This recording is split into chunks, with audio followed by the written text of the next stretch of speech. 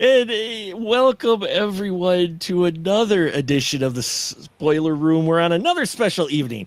We're moving our schedule around. I do apologize for those who may tune in regularly. Katie's got her 3D glasses on already because she wants to see the world in 3D. Yeah. So yes, folks, it is Jaws July here in the Spoiler Room. And yeah, before we get started, a little housekeeping. We may be moving recording dates depending on how schedules work out. So stay tuned for that at specialmarkproductions.com if we do change our normal live date. But we're here live Tuesday. It is Tuesday. It is July 22nd, 2025. And we are covering a film that came out 42 years ago, 42, on this exact day. So what a coinkydink. Yes, Jaws 3D, the third installment in the Jaws franchise. This one is in 3D, or was when it was released anyway, and from 1983. So Mark, I hate to cut in, but you mispronounced it. It's third installment. Third installment. You put an H in there. I don't know why. Wow. This is gonna be a fun discussion. It begins. It's the third movie, but it is Jaws number 2. I just want to put that out there. And so there you have it, folks. Yes, you heard his dulcet tones, Mr. Ian Simmons, the guy who keeps coming back for more with us. How you doing, Ian? Great. Fantastic. You heard her voice as well, Miss Katie Glidewell of The Blonde in Front.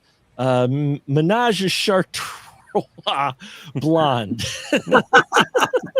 Right. I speak French. We croissant. This film was marred, and let's discuss it. Let's discuss it, everyone. It was croissant. Anyway, that's what I got. Biscuit. No, and also with us is the man, the myth, the legend himself, Mr. Joe Randazzo. How are you, sir? I'm doing great, much better than I was 2 hours ago when I watched this movie, and I was like at the end of it going, "Oh, please, how long is this fucking thing?" It's only 99 minutes, but it felt longer than both of the other two movies. How? Is this the first time you watched it? First time I've watched it in about 15 years. Okay. And we are already rolling tonight. So thank you for venturing down the stairs, everyone, pulling up a chair and popping your favorite drink with us. I am drinking Wisconsinably, and I'll just keep my opinion of my film to myself as we go around the panel here, as they may have already showed their cards. But first, before we do that, Katie, since you have the VHS box right there, a beautiful VHS box of Jaws 3, could you give us the synopsis of Jaws 3?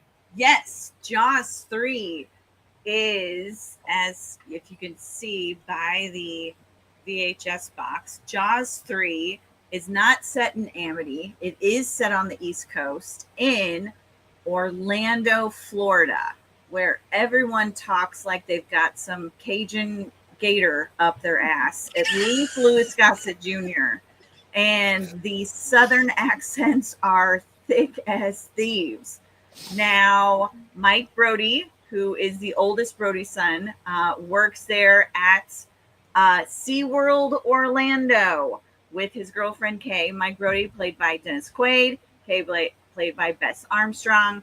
They are just smooching it up and having a great time. And Mike, unfortunately, is possibly going to go to Venezuela, so their year-and-a-half romance may be, going to the wayside.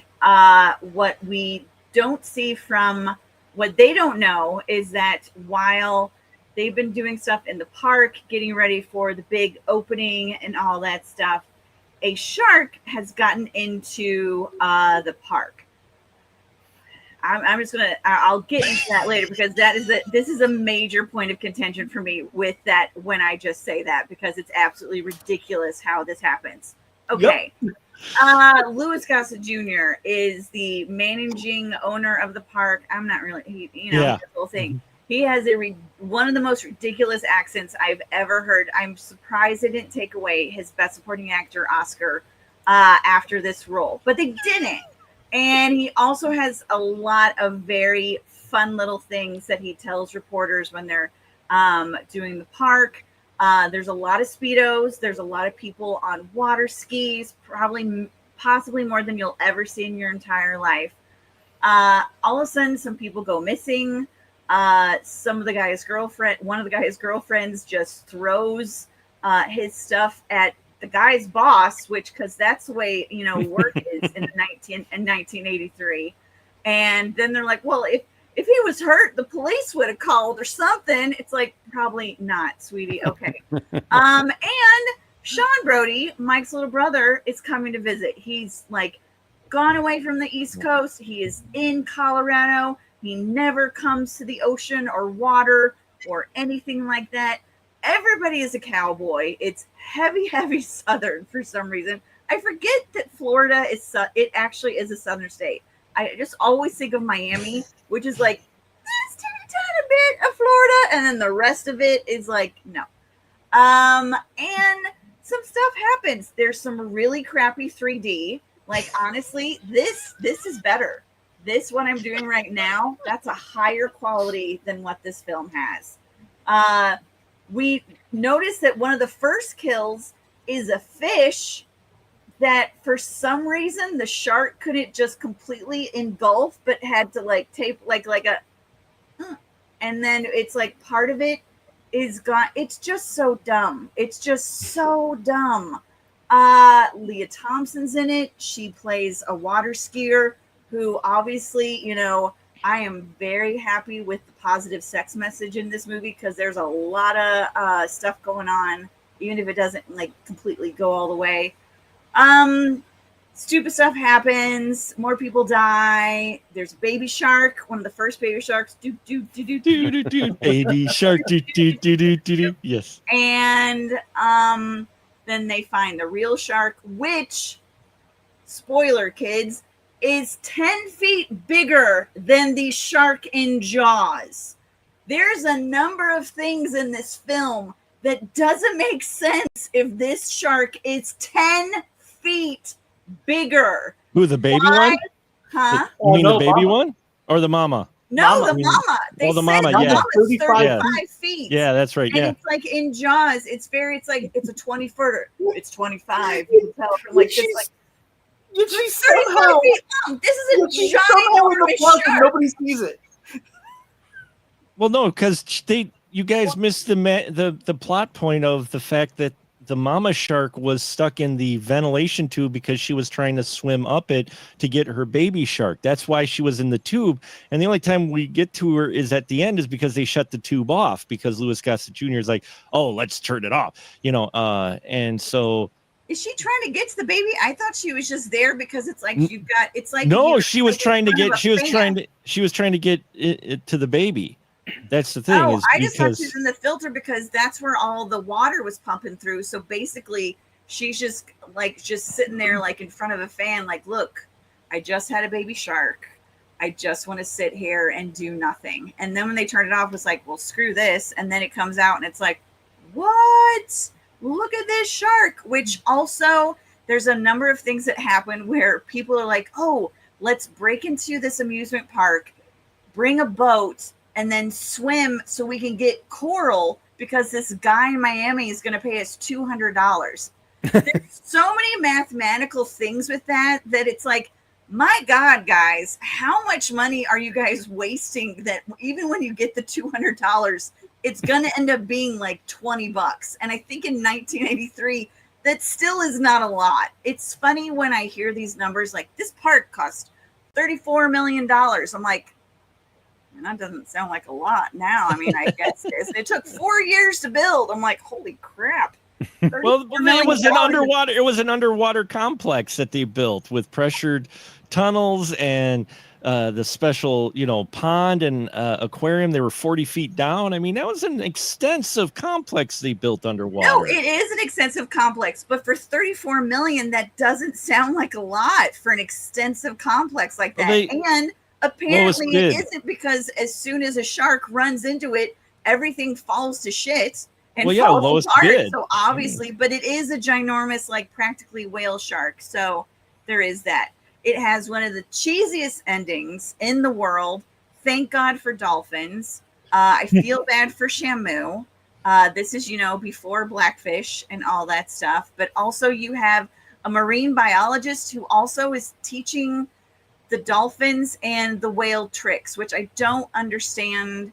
That I can believe that because SeaWorld did have that. They do usually. The marine biologists teach the whales and dolphins tricks? Usually at the SeaWorld or what, the people who have trained the animals are also marine biologists now because they can understand animal behavior. They've studied it and such. I know because I was going to be a marine biologist. So, and Wow. when I did an intern at an aquarium, they put on sea lion shows and that with the sea lions making them do tricks and that, but they were also all certified biologists. All PhDs. Like, this is what I do. This is #science. I'm going to have this. They use them for research as well, but yeah, I mean, to make their side money because science gig don't pay shit. So that is true. Maybe that's one of the saddest things about Jaws 3. No, it's not. It's the whole film. It's just that bad. Like this, again, this is better 3D than that was in the movie, even for 1983. Now, I remember watching this in the theater, and even this is 10 days after my 10th birthday. Watching this in the theater, I was not full-on critic then, but I could tell this is not great. This is really, wow, this is bad, especially the ending.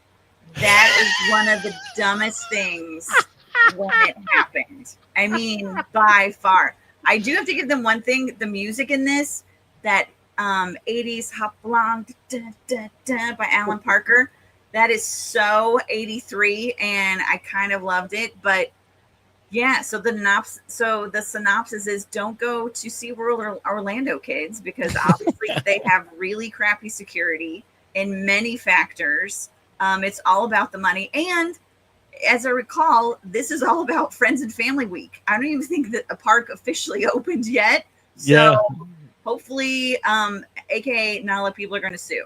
So well, there you go. There you go. That's a good way to spin that. Joe, you already kind of showed your hand, but your feeling when you first saw this. Well, when I first saw it was like 15, 20 years ago, something like that. My first girlfriend that I was serious with and lived with was a huge fan of the Jaws movies. I think that's the first time I saw 3. I remember not liking it then, and then today I was just by the end of it, I was laughing at certain things. I was like, okay, this is schlock, this is great schlock, and then like by the time it gets to that third act, it is so fucking boring. I literally was sitting there, like grabbing my phone and looking at the time, and then I looked at the message when I sent you guys the terrible looking Universal logo. I'm like, okay, that was exactly at 4:06 p.m. This movie's 99 minutes long, so how much time do I have left before this piece of shit is over? And then that ending happens. And I immediately went, you know what? I take back everything I said. This is absolutely pure schlock. 10 stars out of 5. Come on, Sandy! Yeah! Like, when the shark breaks through the glass, I had to back it up. I was like, oh my God, I need to watch this again. And look at that. That's a oh, that's a great face mask. You watched the glass breaking again? Yeah. I had to go back and watch it again. I was like, oh my, I cannot believe they left that in this movie. It was that award-winning stop-motion animation that they had to switch to that you really were in awe of. I know. It didn't even look like stop motion. It just looked like when the half its body was in the stuck in the control room for like at least 4 minutes. Anyway, Ian, how about you? This was your first time, right? Recent, just watching this, or no? I hadn't watched it in my God, probably 40 years. But it was one of those things that was a staple on cable when I was way too young to watch it. mm-hmm. So it's amazing just looking at the images that would kind of pop back up out of my subconscious. I'm like, oh, that's where that came from. The severed fish head in the beginning was very powerful, and I noticed that its mouth was still kind of like burbling and chewing. Very freaky. The opening titles and also the opening score, the kind of the incorporation of the John Williams theme into this weird 1983 score was very much Friday the 13th 3D. Yeah, it's a crazy little film. The biggest, I guess, revelation. That's another one of those critic buzzwords that we're going to get rid of. Yeah. To me, was two things in the opening credits. This movie was suggested by the novel by Peter Benchley. I don't think I'd never seen that phrase before. Suggested by the novel. It's the sure. The other thing is, as far as the writing credit, was Richard Matheson had a credit on this film. Apparently, he had turned in a draft that was an actual movie, but then it was rewritten. So he still gets credit. You know, this is the guy who did, I Am Legend and The Martian Chronicles and that great, Button episode of The Twilight Zone, The Incredible Shrinking Man. Just the fact that he had anything to do with this movie is just, it boggles the mind. I found some I found some fun in this film. Yes, no, it is not as good. I found it more interesting than 2, which isn't a high bar, but I did enjoy it. I did enjoy it more than 2, only because they put the shark back out of the slasher mode and more back into shark mode in this one than he was in 2. In kind of a way, at least.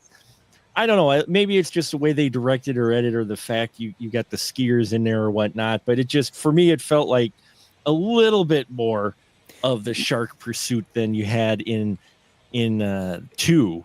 Mark, there's literally this scene where the guy is down underwater. The dude whose girlfriend later goes and throws this stuff. He's tightening the chain on the fence or whatever the hell he's doing down there. And then he hears something. He hears something, and he looks over his shoulder. And there's nothing there. He goes back. He hears something again, looks over his shoulder. There's nothing there. And then he turns at the camera, and that's when the shark comes out of nowhere and chomps him. That is 3D. No, I'm saying that there's slasher conceits all over this movie. It's a continuation of Jaws 2.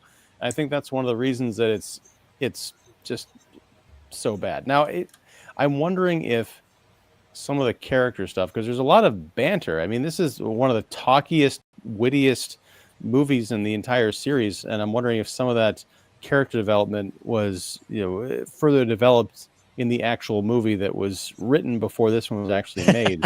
But it's just so off balance. I mean, I love Quaid and Armstrong. There's the rapport, and then the younger brother. It's weird to see Leah Thompson just in kind of like this is probably support role. It was before Back to the Future, and probably right after she had done that Burger King commercial. It is after, it is after the Burger King commercial. So she's like, it's not a big part or anything, but you expect more out of her rather than like girl number 6. Yeah, and for me, I guess I found some fun in it. I enjoyed the characters. Maybe it was because we actually got to spend at least a little more time with our characters than in 2, which was nice. I mean, we actually got to learn about our character. Our characters were more than just victim A, young kid B. We got to spend some more time with them. Never mind the age difference of when this movie's released to Mike and the brothers, what age they're at versus when the events happened. You're kind of 10 years off. But well, I mean, Bess Armstrong was 30 when she made this movie. Quaid was wondering that. Because I'm like, how old is Mike Brody supposed to be? Mike's like 30 I think here at this point, because Quaid was born in so yeah, I mean, he's definitely older than he probably should be, and especially the younger brother is older than he should be. But that's okay. That's minor details. Whatever. Can we talk about Ian? I want to point out, besides my fish thing, I want to point out one of the that scene that you talked about with Shelby Overman, putting, underwater. Did anyone recognize that seemed like he was using a bike lock to put to chain up that gate? Because you notice it's not like he's like going twist, twist, twist, twist. And I realized is he using a damn bike lock to chain that? And then the shark can't break it, but later on, when there's a steel thing that's like welded, it's like and then after like a couple pushes, like breaks through, and I'm like, okay, I'm already getting mad. Like really analyzing this film. Yeah. You brought it up, the $34 million. They spent their budget in some places and skimped in others. So obviously the bike lock was like towards the end of the project. All of the waterproof glass. It's like, oh, what'll happen? You know, it's not like a 35-foot shark is gonna like press its nose against it and it will break like it's cellophane. Like, oh look, Well, that's how far down were they in that pod or whatever the thing at the end of the movie? Because I would have thought that I don't know if the pressure or whatever, but I'm surprised that anybody got out of that situation alive. I mean, we know that Calvin did. Obviously, he didn't give a damn about his nephew, so that must have been like some brother or sister's kid that he was very far removed from. I also realized that it's like, okay, the nephew dies while the shark still has some like an actual human being in its mouth, and it's like, girl, you need to go on a diet. Like, you know, that you're just being messy now. Like, well, yeah, because I mean, we have our cast of characters in here. We have the brothers, so there's your connection to the original films. You've got the boss who doesn't really care about people, who has this mention of his, well, you know what his history is from, but we never explore that. I'm like, you're waiting for them to come back to, what do you mean? You know, his checkered history. What I was going to ask about that. That was just dropped, wasn't it? That just fluttered away. You know, maybe, I don't know, maybe it's because I enjoy schlocky films. I enjoyed this one more than two. I don't know. It just didn't feel like it was taking itself that seriously. I mean, the fact that it made it in 3D, if you grew up in the 80s, any film, because they were bringing back the 3D, and it was not the blue red 3D that you used to have with the black and white, which, by the way, I will age myself. I remember the big deal on a 10 o'clock on a Saturday night on Channel 18, an independent channel. They were showing what is it, the gorilla movie, Mighty Joe Young, but in 3D. It was black and white, but they had given it the 3D thing, so they outlined everything in the blue and red, and you had to go to Open Pantry convenience store and get the special blue-red glasses that you could get to watch it in 3D. So they went past that technology to where it's similar to the 3D today, where if you didn't have the glasses, it was blurry, but if you had the glasses, your 3D happened, so they could do it. So everything was in 3D. So you had Jaws 3D, Friday the 13th 3D. You had what is it, Space Hunter Adventures in the Forbidden Zone. Oh yes, that was 3D. Which one did you say, Joe? Amityville 3D. Any horror sequel around this time that was the third movie was in 3D, except in Nightmare on Elm Street. They waited for the sixth movie for that. Yeah, they waited for the sixth one for that. They gave it some time. So, you know, I mean, the 3D was prevalent back then. Oh, there was Treasure of the Four Crowns, which I saw in 3D, or Treasure of the Seven Crowns, one of the number of crowns. Anyway, that was a 3D. That was an original one, but that was a fantasy horror film. But yeah, Jaws 3D has all the 3D gimmicks. So at one point you have a guy taking a needle and coming in at the lens. And it squirts, and he actually squirts at the lens. You know, you have a few other things. The fish scene you guys mentioned in the opening, it was made specifically so it could do 3D, because that was supposed to be floating. And folks, if you're wondering what parts are supposed to be in 3D, it's okay. You can tell because you got the compositing lines around them. Yeah.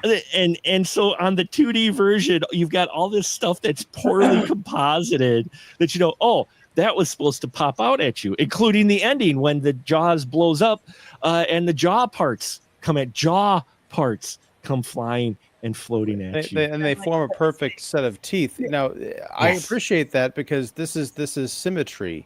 You know, it's like Mhm. poetry. It rhymes, as George Lucas would say. So you got the floating fish at the beginning, and you got the Right. teeth at the end. I mean, it's art. That's what we're Bookmark. talking about here. It's Yeah. art for sure. Yeah, but I gotta say, watching this one, and then they actually had Friday the 13th in 3D at the Music Box.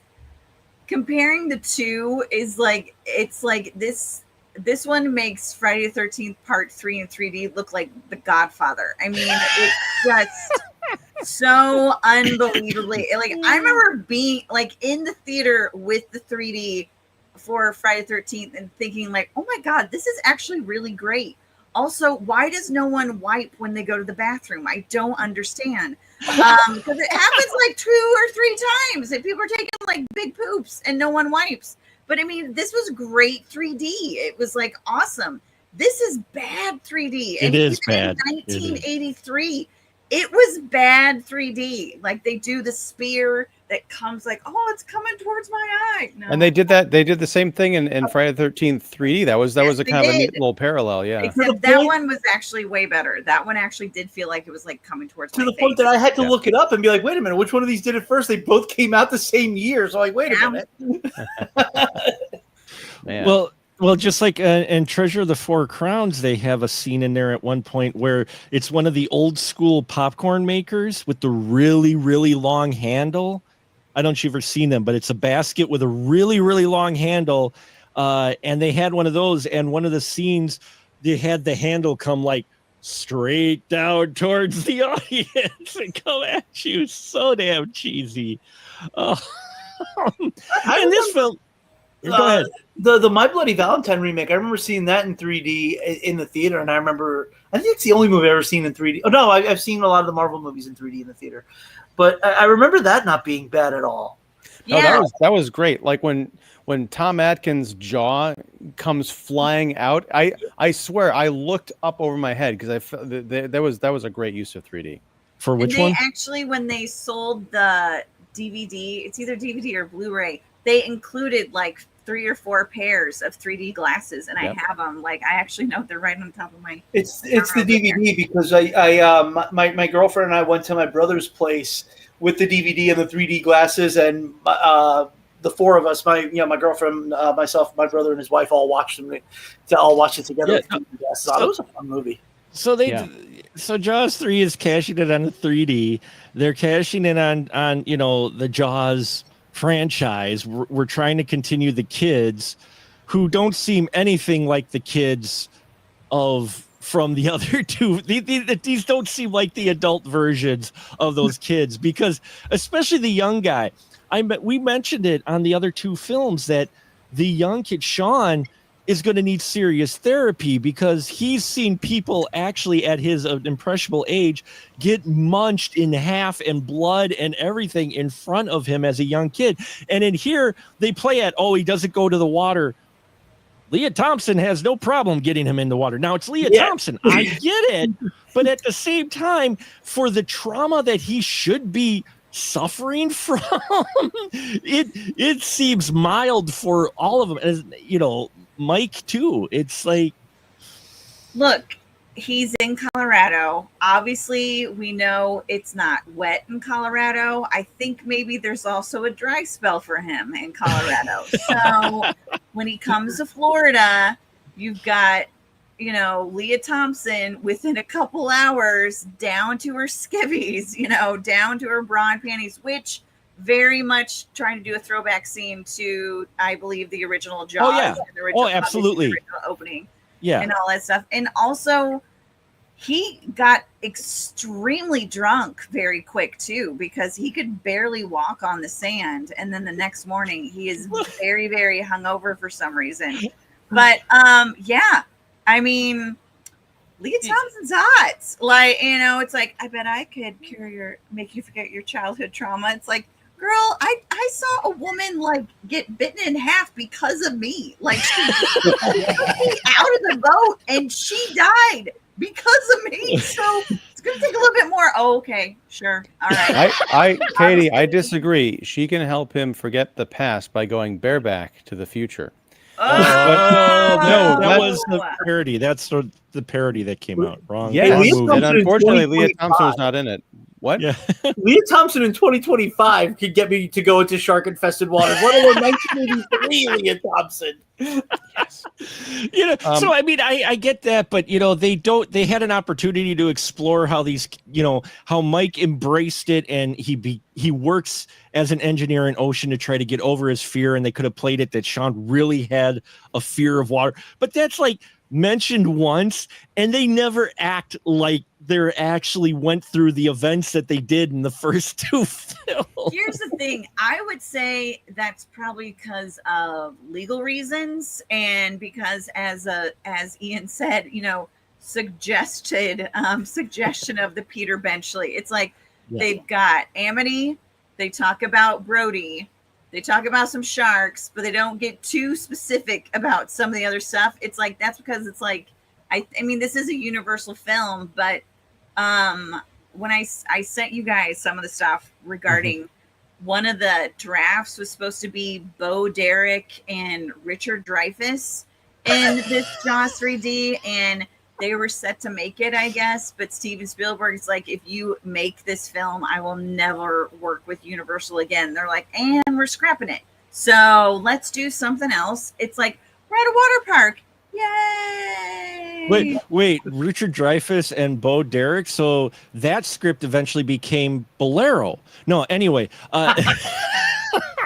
Sorry. Can we Ken, talk about it the became underwater submarine and the amazing effects of them talking underwater when that was so bad. That was so bad. We also have a growling shark. I don't know what's going on with this thing. Well, she just gave birth. She's Yeah, very upset about her, you know, her weight. She just wanted to be left alone and let her baby do its thing. And then So- make sure you tell Shelby he can go take a donut on a gravel road. I don't even know what that phrase meant. It's like she's trying to like throw an insult to. It's like when the waitress is trying to throw an insult to. It's like, you tell Shelby he can take a hot piece of tarmac and throw a donut down a gravel road. I'm like, girl, what is that supposed to mean? It's like, you can go to hell. Like, I don't know what that's supposed to mean. But it's colorful. I mean, just like you mentioned, the hangover scene with Sean. Yeah. Well, but there's that scene with Sean and Michael in the kitchen, and Sean's hungover, and Michael offers him coffee, and Sean says, "Just throw it in my eyes; it'll work better." Yeah. That's a great line. There's some great lines in here. Yeah, no, it's what got me is, so they've constructed this whole structure underwater in the lagoon. It was really cool. I'm like sitting there going, man, I'd go visit that. That looks really cool.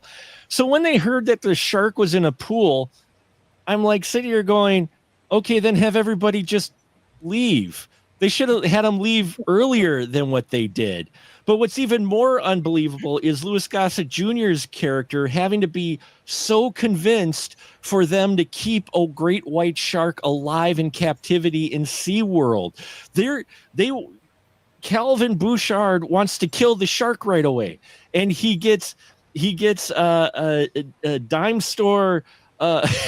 He gets this cranky dime store photographer kind of killer adventurer guy, Philip Fitzroyce, played by Simon McCorkindale, who you know, if you want a British somebody, you hired him in the 80s, I guess. But so, and they ask him to go kill the shark, and so then, yeah, Catherine and Brody, you try to go. Mike say, no, the first shark in captivity, first great white to be in captivity, and Bouchard's like, nah, we should kill it. They're like, first great white shark in captivity, nah, we should kill it. I'm like, he wouldn't have needed that much convincing to have a spectacle like a great white shark first in captivity for his park. And then, you know, they wasted too much time.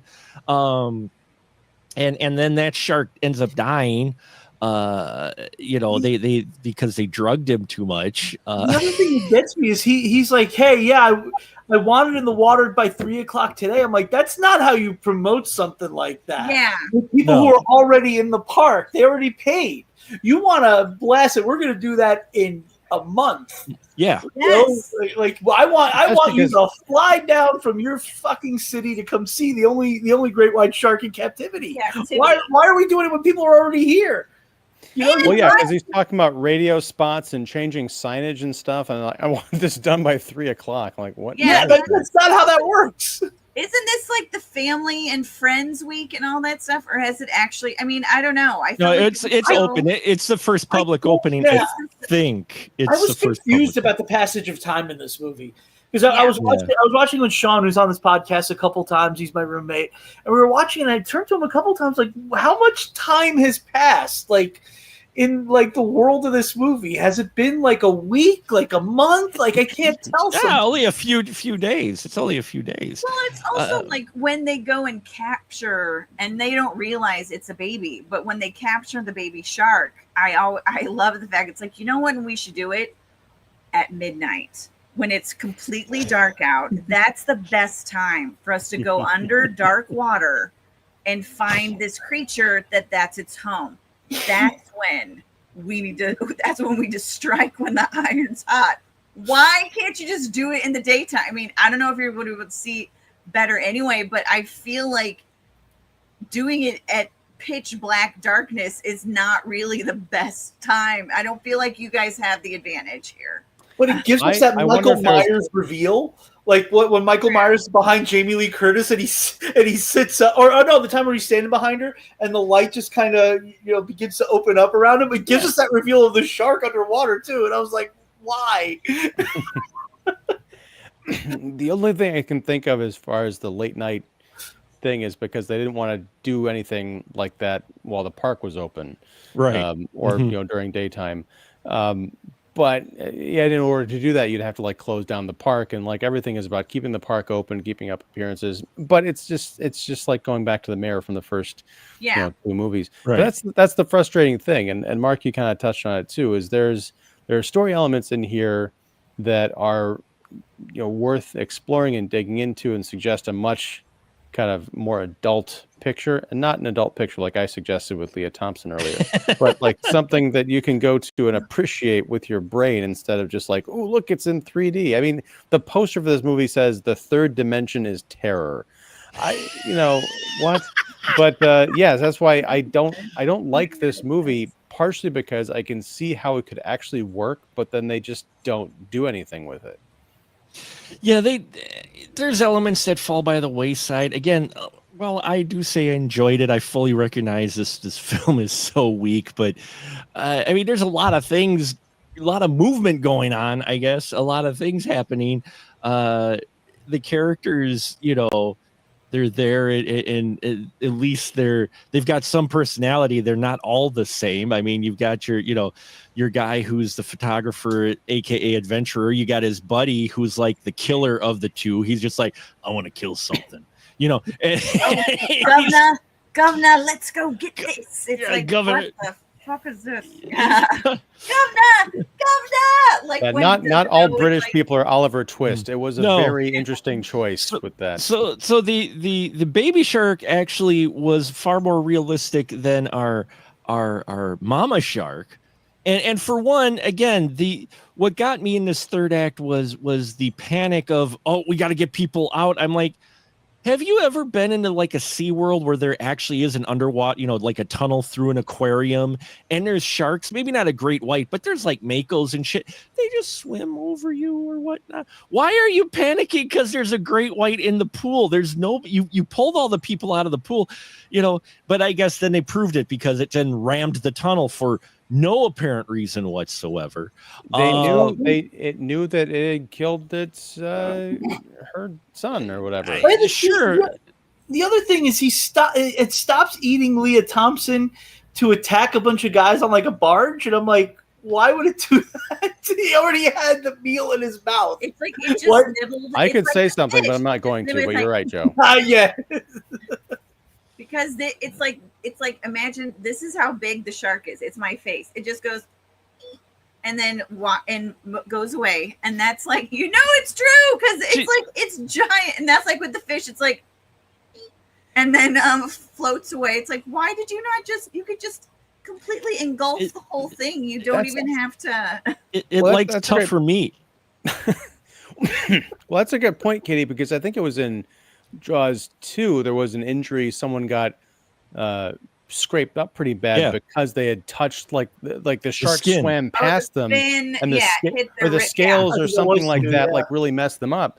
So you could do something like that here, because you're right. Like, we've seen this thing swallow people whole, but except for like the fish at the beginning, like, you're right. Maybe maybe she's trying to slim down. I don't know, but it's very odd. I don't know.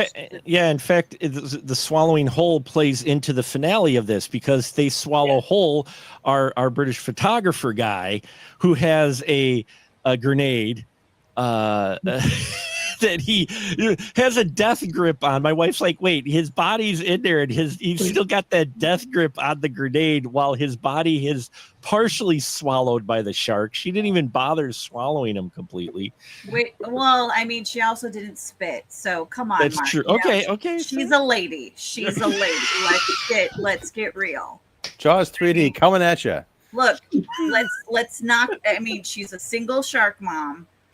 Obviously she's like, trying, like, very self-conscious about her figure. It's true. It's like her baby's swimming off. It's like she's just trying to, like, you know what? I just need some me time. You go do you. And then, all of a sudden this guy gets in her mouth. It's like, which that was a whole thing. It's like the filters came on, and it's like it's not like she's sucking him in, but he just like floats on in and can't wait. It's like it's the current from her opening her mouth sucked him in. You see, that's what the current from her opening her mouth. Yeah. Wow.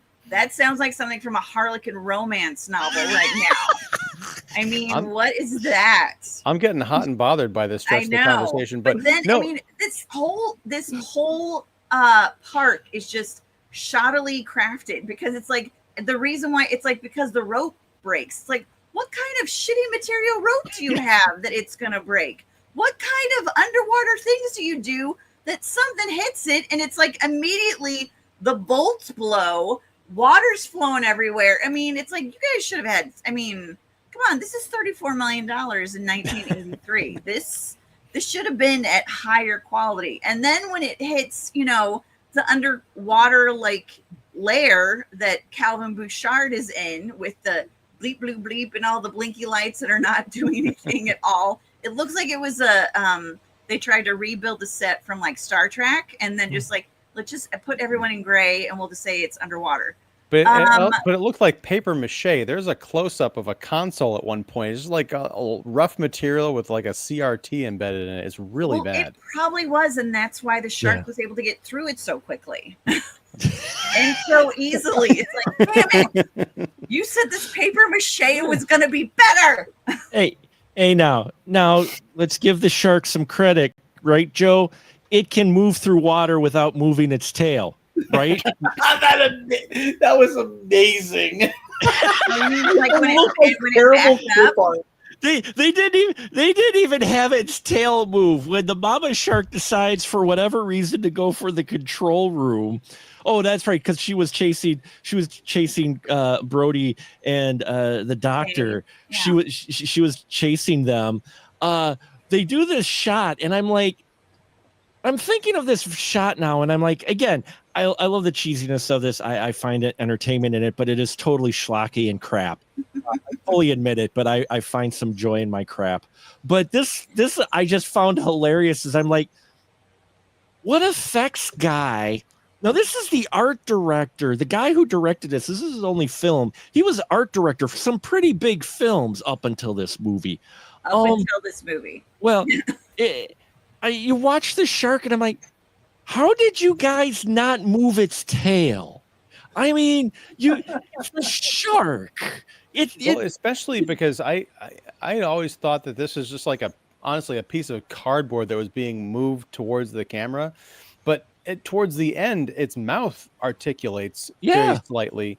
So it's not a still piece of art. So they could have done something with the tail. It was probably budget or time or something. As with a lot of these things. Well, what's funny is it's supposed to be a 3D. You can tell it's a 3D shot because it's poorly composited, but they don't move the tail. So what you do is you have Birdemic with the animated GIFs That's as what it looked birds. like. In Birdemic, it literally looks like that, only in shark form, where you have the shark, the large mama shark, getting bigger towards the camera. Hardly any movement at all on the shark. I mean, the tail's not moving until she busts through the control room. Then when she busts through the control room, we get at least 3 or 4 outside shots of the tail body moving because it's stop motion. But you can see the seams and shit as it's stuck in there. And she's stuck in there for a long time too. She doesn't try to back out and go back in. She just stays in there. And then they hook the grenade and blow her up. Well, she kills the nephew. She immediately goes for the nephew, chomps on him, and then goes, huh. Because it's like, then you see him floating away, like all bleeding. I'm like, well, that's just rude. That's just rude, really. You didn't have to do that. Because again, you already have something in your mouth. And it's the whole thing that the shark is like backing up. Because like when it went out of the filtration system, all I could think of was like beep, beep, beep, beep, like backing up. It's like, can sharks back up? I thought that was always moving forward. I thought that's actually one of the things that when you just like, I'm a shark, I'm always moving forward. Well, apparently not in Jaws 3D. They can kind of backwards pedal, but they don't normally do. I mean, but it was kind of getting out of the tunnel, so that I could see it possibly, because I've seen fish get out of tunnel very struggly, not quite so smooth as this thing, but then again, No, go ahead. I was say, can we note the voice actors who were always the small little girl children who was like, Mommy, look. It's like, oh, what's that man doing? It's like, whose voice is that? It's not a 5-year-old little girl. Like, I don't know. It's like, what? Look at that shark. Oh my God, what's that fish? I think we answered the question, Katie. What were you doing in 1983? Yeah, not me. But my favorite part, sorry, I know I'm done. My favorite part though is when we do see Shelby floating near the thing and the 3 girls walk in and they're like going through, because this is where we see the majority of the 3D. It's like, whoa, that. And then they see Shelby's body float up. And for some reason, this is a very wide open space. This is my favorite part. For some reason, some guy pushes the girl's face to the window when Shelby is floating up. She's like, ah! I'm like, why are you pushing her face? You had no reason to touch her to get out of that situation there. And she's just like, eh. It's so funny and stupid. We also didn't mention the movement of the glass when it breaks when she goes through it at the end. Yeah. It moves in such an unnatural way that it draws attention to itself. It's again like really bad clip art. It's a lot of things in this. It and another shock scene that I loved is when they're telling Louis Gossett Jr. that it's a 35-foot shark that somehow has been in this park for days and somehow no one has seen it. That was stuck in the tunnel. That's when it cuts to the shark POV coming towards the glass. And then you get Dennis Quaid like pointing at it. He's like, oh, it's right there. She's right there. It's like, what? Well, she was stuck in the tunnel until that point, so that's why nobody saw her. Yeah, but he also brings up the point because it's like, who is it?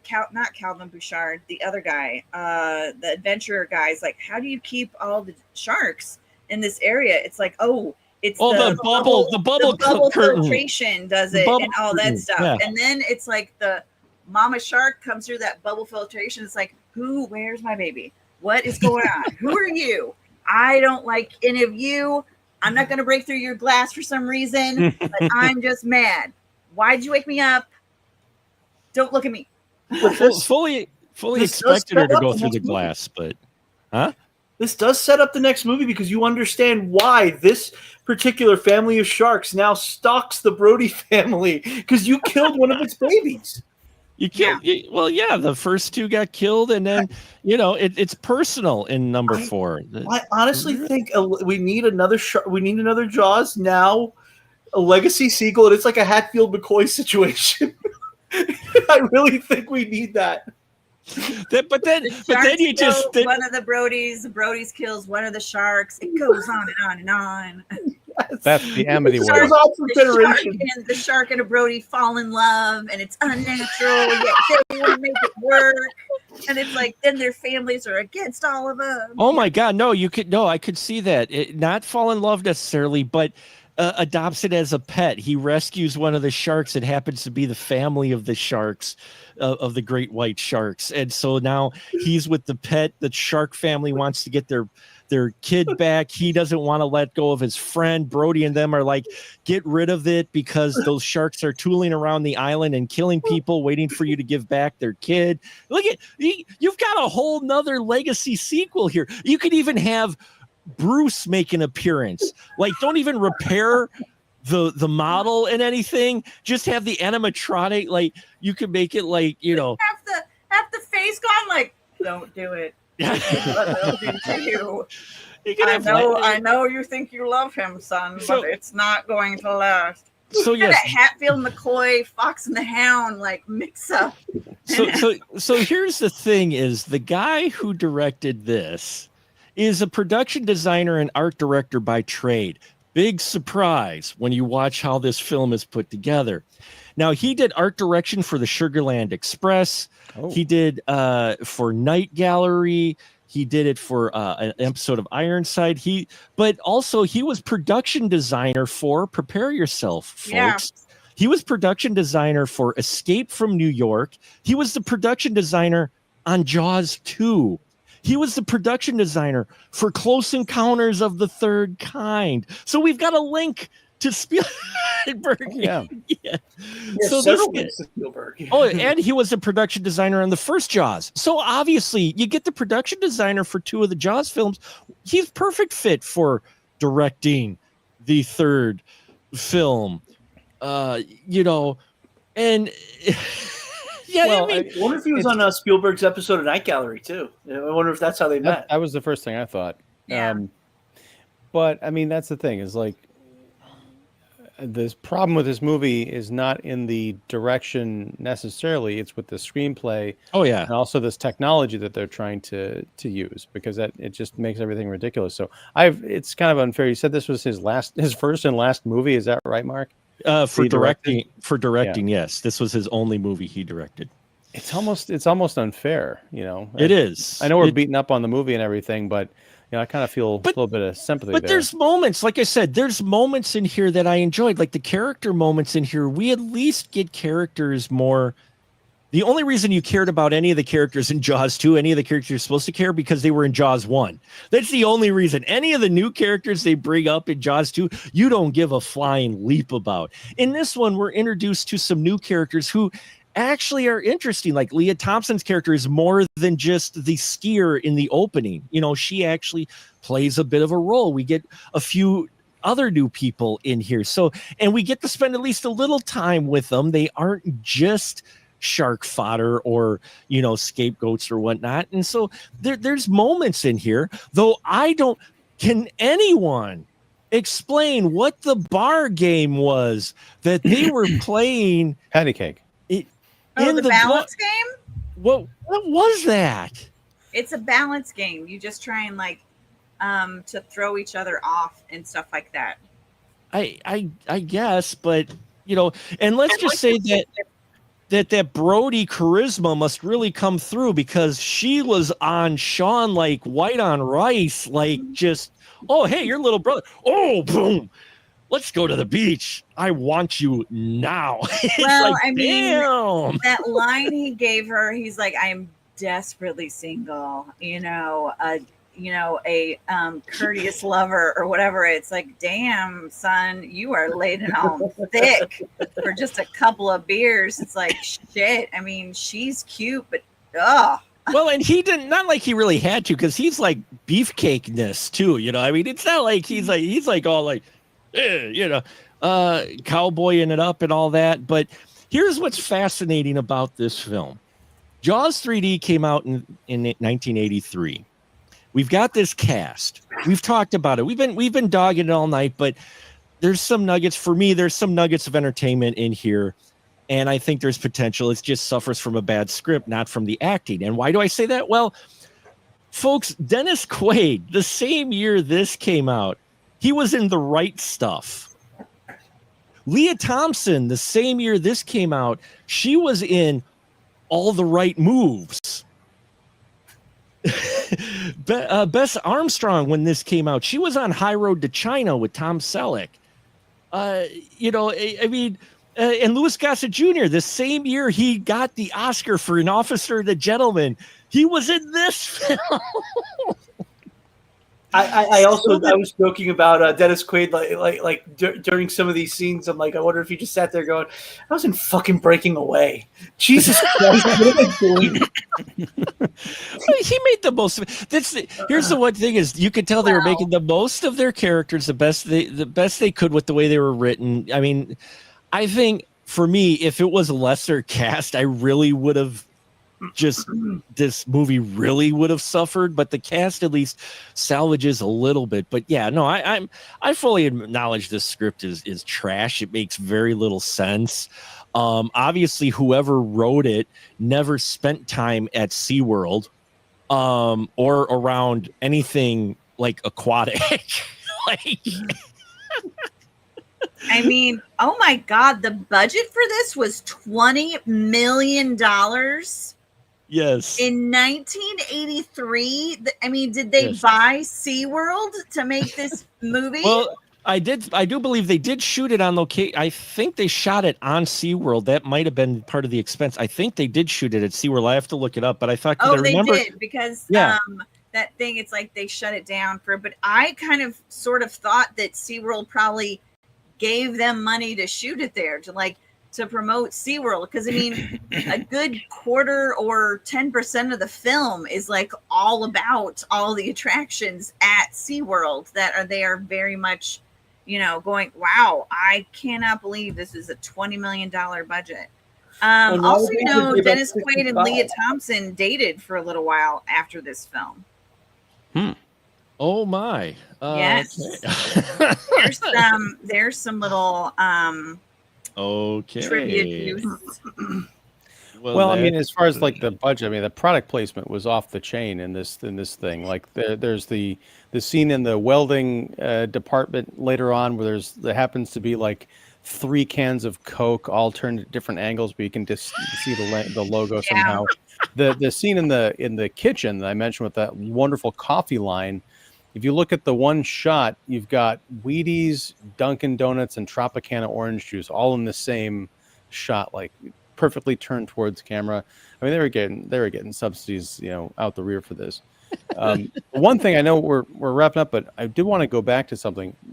We did mention it was kind of odd how Fitzroy's got sucked into the shark, but I will say that was the most effective scene in the movie for me, because he's in the shark's mouth. It doesn't matter how he got there, but he's got the impossible choice of getting swallowed by the shark, or you've got the clamping jaws, so he cannot escape. So he's stuck there. And I think his breathing apparatus had been taken off by that point. So he's drowning, and he's got shark teeth.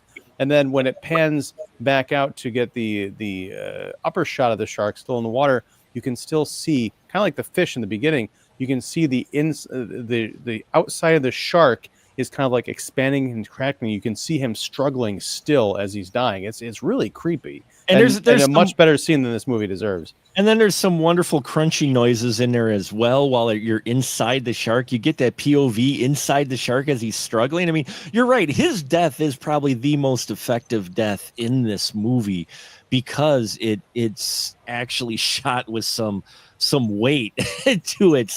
It's give it a little bit of moment to like, oh my God, which if this movie was made today on that budget, it would have been $70 million for the film.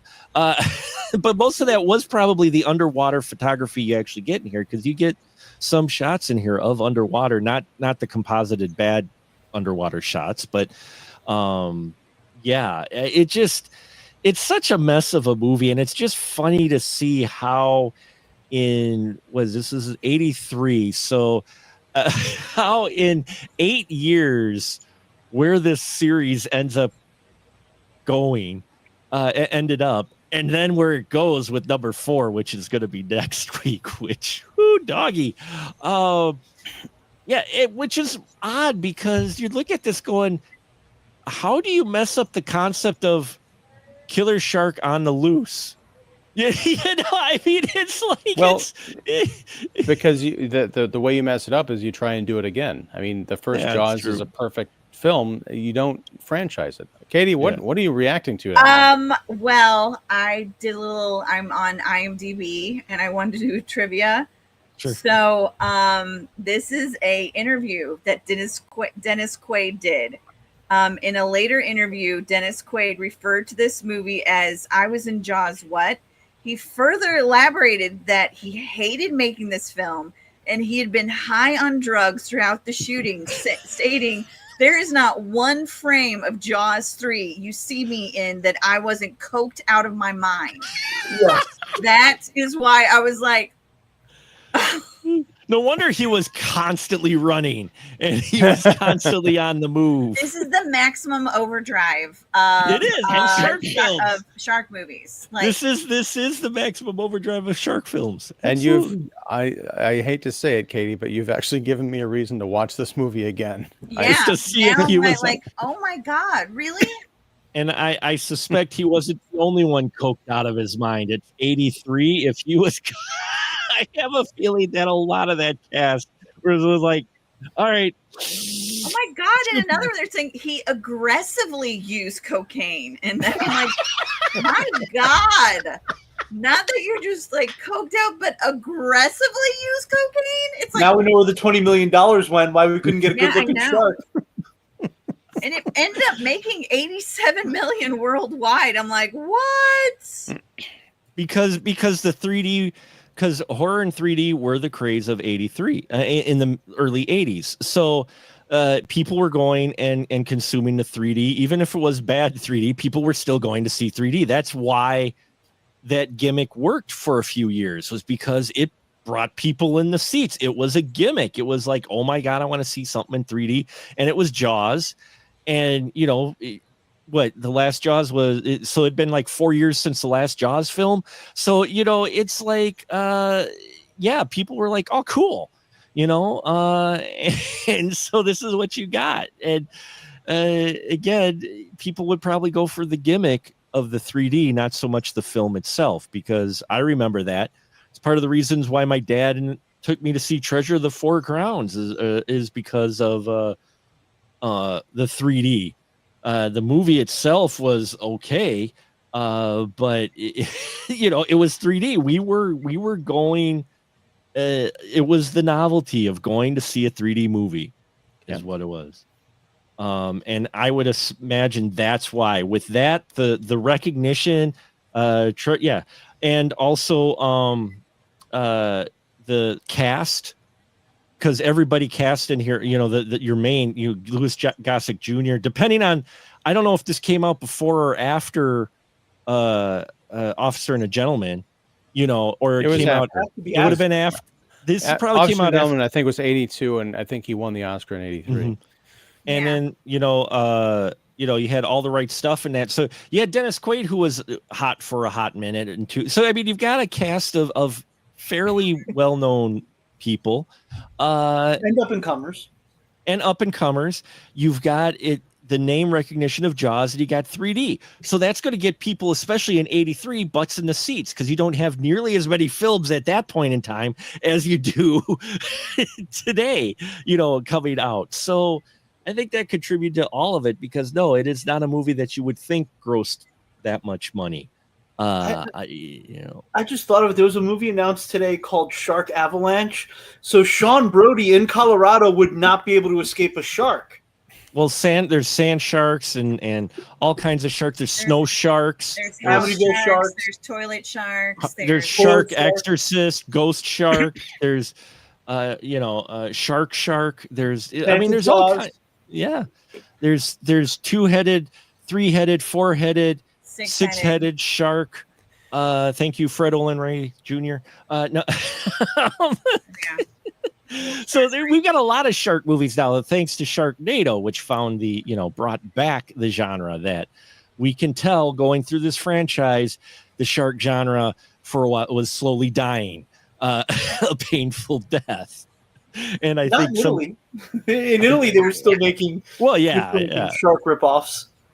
Well, You had Great White right before this, which is Yeah. terrible, but and I think the culmination of the death of the shark movie will come next week with Jaws: The Revenge, Jaws 4. So you'll want to tune in next week for that, folks. We'll probably be doing that one actually Sunday night, so you'll want to tune in early. And yeah, your final thought with Jaws 3. I know we've dogged it. Is there any redeeming quality, Ian? Is there any reason to watch Jaws 3? Not as a whole, no. But if you can find that bit where Fitzroy gets eaten on YouTube or something. Not that I recommend piracy, but I'll make an exception in this case. That's the one good thing. Plus Leah Thompson. There's that one line early on when the water skiers are practicing, and the coach says, "Show any cheek, and you'll be back shoveling French fries." I love that line. yeah, and then when you look at their shorts go down so low on their legs, and it's like, how the hell would they even be showing cheek in those shorts? Pure They'd roll talent. them up or whatever. Look, honestly, I think the guy's shorts would have been shorter than the women's shorts in that film. Yeah, I mean, definitely. Because it's around the same time as Sleepaway Camp, and those shorts were shorts. Those boys had some short shorts on. I mean, those were short shorts, man. There was they were nothing using Nair back then. They were using Nair. I mean, they had more Nair than the ladies did. Nair short shorts. So yeah, Joe, what about you? Any reason at all for someone to watch this film? Only if you're gonna sit. The enjoyment for me came out of sitting with a friend and we were just kind of making fun of it the whole time. That's if I had to watch this thing alone, I would have probably hated my life for the 4 hours and 15 minutes that this thing runs, or whatever the hell it is. that third act feels like an eternity.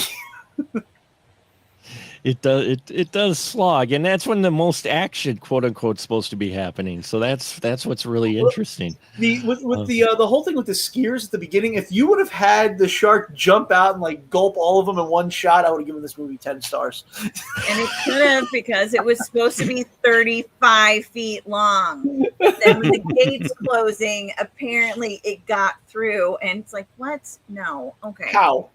that was just how. What about you, Fight Katie? clock saved the day. That's that's right. Fight clock, twist. Twist. There you go. I will always have a fond memory of this because of nostalgia. Just the exhilaration and excitement, seeing this on opening weekend and stuff. A Jaws movie being in double digits and very exciting, and Dennis Quaid was cute and all that stuff. But if you really need to see this, see it for the voice work of Louis Gossett Jr. and how not to do the special effects. And that will be, that litmus test. Like, if it looks like Jaws 3, start all over. But Louis Gossett Jr.'s accent in this film will always be like a core memory of my childhood of the 80s, because it's just so ridiculous. I'm Calvin Bouchard, and hello, ladies and gentlemen, will you please go to the nearest exit? And we're gonna get you out just right late. It's like, get some lights down there. Get some medical attention down there. It's like, what is going on? You're an Oscar-winning actor. What? Who told you this is the way to do this role? Hilarious. I think he might have been hanging out in Dennis Quaid's trailer a little bit too much. Might have. I mean, maybe they were sharing all that pile. Who needs? I don't know. You're assuming they didn't have any in craft services. Okay, so But That money went it's also nice somewhere to and it wasn't see- on screen. It's also nice to see Bess Armstrong. I feel like she should have had a better run in the 80s. Like, I remember her from a TV series called Lace or something like that. And then she was in that movie with Tom Selleck. And I think she was in the Four Seasons. And then she kind of like, I don't know. I feel like I don't remember what happened. Then she was in My So-Called Life. Because I think she was the mom in My So-Called Life, Yeah. wasn't she? And then I don't know. And I always liked her. Sorry, too much Coke. I thought she was a solid actress. I felt like she was a little needy in this film. It's like, Kate, where are you going? It's like, I'm gonna go be with Mike. He needs my help. I'm like, God, this is very Chopping Mall. The way you're like, let him do his thing. You can do your thing. You guys can do separate things. And okay, you just help him out. All right, you do you, girl, doctor. But yeah, main thing is Louis Gossett Jr.'s accent. Excellent. It's just gold.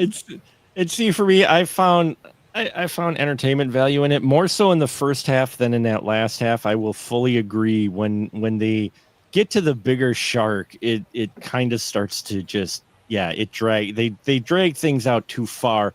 I will give props to whoever was the actress playing the staff member who had to keep the crowd calm during the doors being shut. I'm going to say that staff member needs a raise because her portrayal, she never loses her shit during that whole thing. That lady, she's like, we need to calm down. Look, this is Breathe. all the air we have. You need to calm down. But she's saying it the whole time.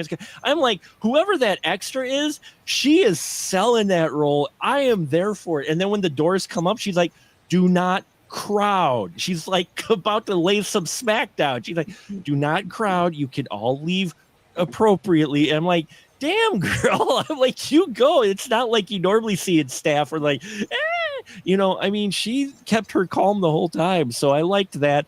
I like nuggets here and there. I like the cast. I think it's fun seeing the cast in some of these early roles, and especially like Academy Award winning people in these films. I mean, we've seen it before, what happened to actors who had Academy Awards and their very next film. I mean, Halle Berry, Monsters Ball, awesome. Catwoman, Jamie Foxx, Ray, Stealth. I mean, come on, it happens to everybody. They take a variety of roles, and I think there is a little bit of fun to have here. But yeah, definitely watch it with the group. I watched it with my wife. She sat on the couch. She had stuff to do, and so she just decided not to move from the living room, which is why she sat and watched it with me. And giving back and forth the comments and bouncing quips off each other really is what helps make this film entertaining. Because otherwise, it gets to be a slog by the end. And yeah, that's Jaws 3D. I will give a shout out for the music. I listened to this music. I got the vinyl. It was in its original plastic. It was practically near mint. I listened to it today, and I will say the music is probably some of the best part because the composer Alan Parker manages to weave Williams' theme in here such a way to make you know that this is Jaws without directly quoting Jaws for most of the film. It's in there, but it's in such a way to where you're like, okay, this is music from Jaws, but he's also giving it his own spin, and I'm mad props for that rather than just reusing music cues. So I will say the music actually for this was better than the music in 2, and I know John Williams did the music in 2, but I will say for matching with the movie, 3 was better. 3 music there's- was better. There's one Academy Award winner going into a really shitty movie that you missed. Who? Michael Caine, Hannah and Her Sisters. Next movie, Jaws: The Revenge. Revenge. That's right. Yeah, that's right. And that's next week, folks. So there you have it. There's your tease for next week. We will probably be Sunday at 8 p.m. So keep an eye out on our website for the time and when that's going to be released onto YouTube's here. And yeah, now, as always, I give my friends license to shill. So Ian, you can go first tonight, sir. What do you got to shill? I'm sorry, Ian Simmons. I run Kicking the Seat, which you can find at kickseat.com and right here on YouTube, doing weekly live streams and interviews and reviews and all that fun stuff. And I'm also here on Mondays, sometimes Tuesdays, possibly Sundays, talking movies on the Spoiler Room. So love being here. It's the summertime. It's a little hard to schedule things, so we'll work it. But Joe, you got anything to plug at all? I mean, I guess just that the last drive-in, the next double feature is going to be the first Friday in August, and continuing sort of in this theme. The double feature, the 2 movies, I can't say what they are, but it's going to be Terrors from the Deep is going to be the theme. So we are going to be kind of continuing in this theme, not with any Jaws movies. One great Jaws ripoff, though. Ooh, nice teaser there. One of my favorite Jaws ripoffs. Little hint as well, folks. So tune into that. And Katie, what you got? Shill. Katie Glidewell, The Blonde in Front. You can find my reviews and out of theater reactions on The Blonde in Front on Instagram, Facebook, YouTube, and TikTok. And when I'm a guest on A Day That Ends in Y with Mark the Movie Man and Ian Simmons. So check them out. Fantastic. And for myself, specialmarkproductions.com. If you want to check out our past archives, I got interviews up there. I got to talk to Peter Weller recently. We're going to have a lot of great content up. I got some reviews dropped, a couple disc reviews. I was a guest on You'll Probably Agree podcast, YPA Reviews podcast. Please check it out. Mike Crowley, a friend of all of ours. He's been on the show. I got to be with Mike, and we got to talk about Plan 9 from Outer Space, the grandfather of the So Bad It's Good films. And it was a wonderful discussion. It was a fun time. And this is always a fun time. So we hope you enjoyed the conversation. And yes, next week, prepare yourselves for we're going to watch the movie that helped Michael Caine. Michael Caine. Michael Caine, he was in the Cayman Islands. Michael Caine buy a house for, I believe, his mother. So there you have it, folks. Talk to you later. And until next time, we'll just say good night, everyone.